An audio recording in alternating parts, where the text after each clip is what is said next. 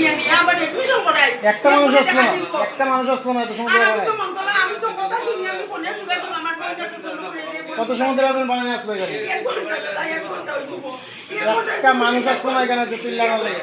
হাজার হাজার মানুষ রাস্তাঘাটে এখানে জুতে লাগান আপনারা সিঁড়ি থাকি এরকম দেখতাছে রং দেখতাছে এইরকম দেখতাছে শুধু একটা 2-4 বছর একটা বাচ্চা রয়েছে যাতে যে মানুষটার আগে জেসা উপরে দেখবো মানুষটার গার্জিয়ান হাজব্যান্ড চলে পরে দেখবো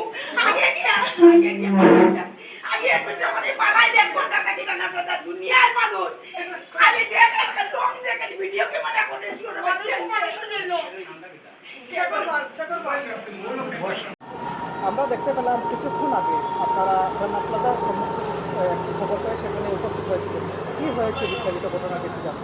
আমরা অফিসে একটা কল আসে, সেখান থেকে মানে একজন লোক রাস্তাত কইরা দিছে, মানে মাথা ঘুরিয়ে পড়ছে।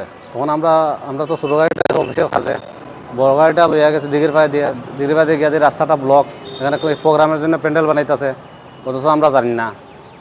আবার এদিক থেকে গাড়িটা ঘুরাই আবার থানার উড়িয়া যাইতে লাগছে, গিয়ে আবার ভিতরে গাড়ি ঢুকে না, রাস্তা তারাকে আমরা হাইটটা গেছি অনেক দূর, গিয়া দেখি অনেক পাবলিক দাঁড়াইয়া রয়েছে ভিডিও ক্যামেরা করতেছে, অথচ লোকটা পড়িয়া রয়েছে, কেউ একটা মানুষের হাত লাগায় না।